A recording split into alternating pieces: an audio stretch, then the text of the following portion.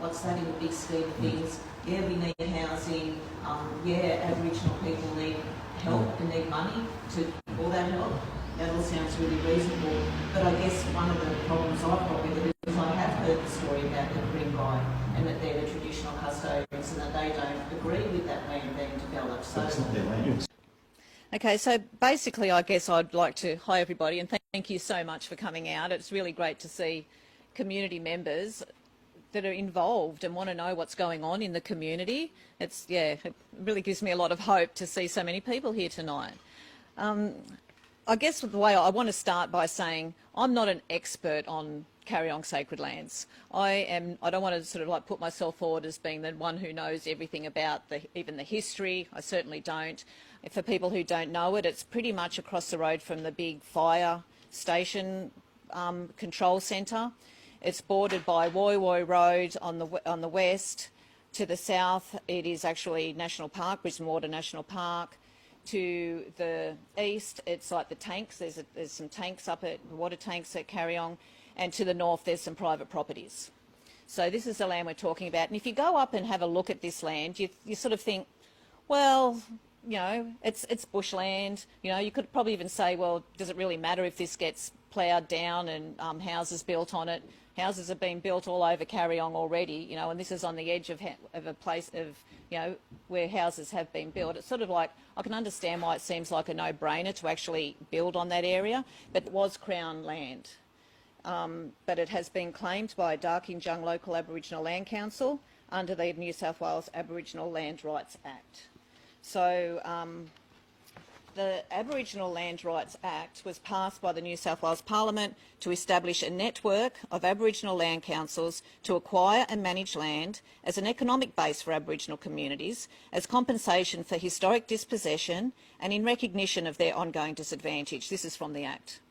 The Aboriginal Land Rights Act 1983 recognises that land is of spiritual, social, cultural and economic importance to Aboriginal people. So fair enough, it's a way of our government recompensing Aboriginal people for land that's been stolen. But it's a misnomer to think that that they're a people, because they're not. They're a corporation.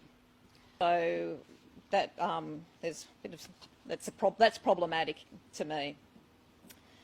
When I talk about Darkinjung Aboriginal Land Council, I don't want to feel like I am bashing the council. I don't want to feel like I'm like down on the land councils at all, because there's a good reason why they're there, and they do some good work in the community.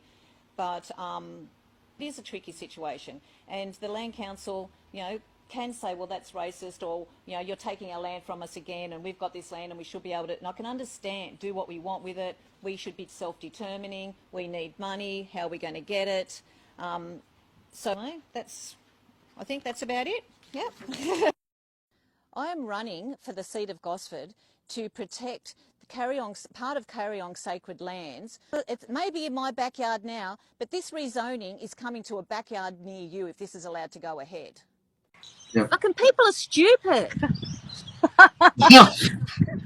Where the infamous, famous Carryong hieroglyphs and the grandmother tree are. Yeah, and on the plan, the 2041 plan, all the way through that is that they're partnering with Darkinjung Aboriginal Land Council. So yeah, they're all in there together, aren't they? Yes. Yeah.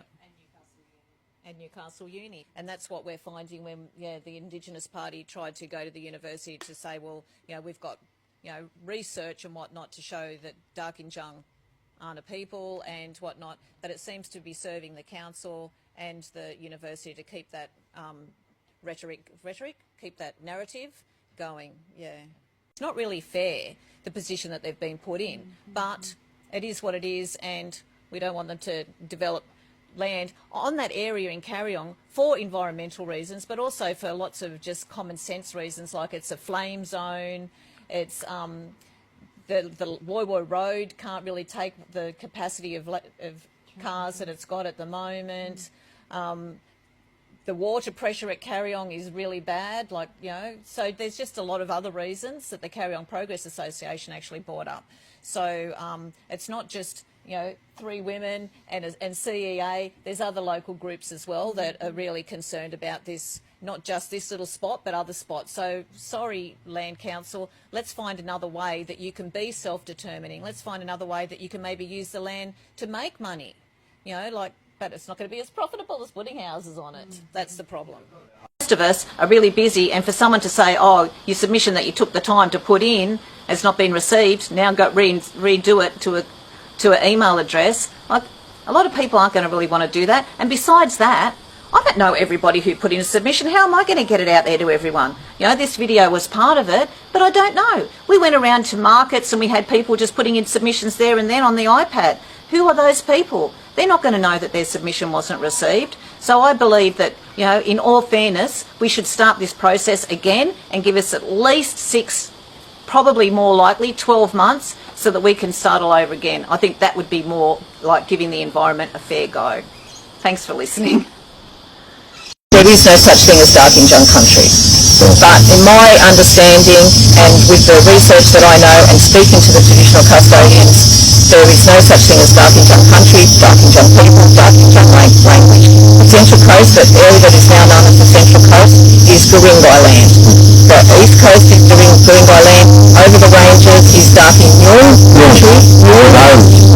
No, or you can spell differently and use a Y, but there's no J in it. There is no J in it. To the north we've got the Awabakal people. So even if you did say, oh, there is dark and junk country, even if you want to say, oh, we mean dark and Mule, but we're going to put dark and junk anyway, it's so uninclusive. Why would any tribe accept they could change their name? Your name was given to you from way back from the very beginning. The tribal name was given from hundreds of thousands of years ago and stayed that way all the time. Why would it be okay to change the name that the people are talking about? That's wrong. It doesn't make sense. This is not Guring-gai country. It's sort of like interesting that this all happened in the week leading up to Survival Day, Australia Day, to actually have, like 1788, you know, boats came into the harbour in Sydney.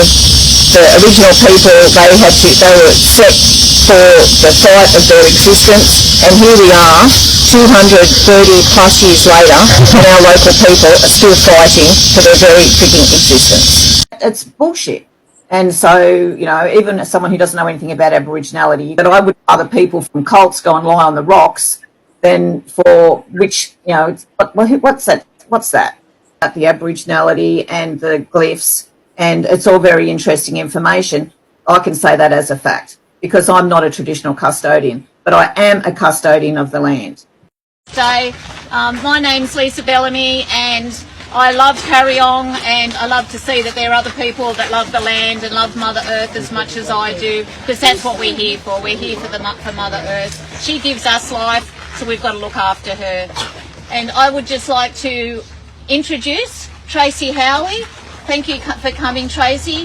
Tracey is a Ku-ring-gai lady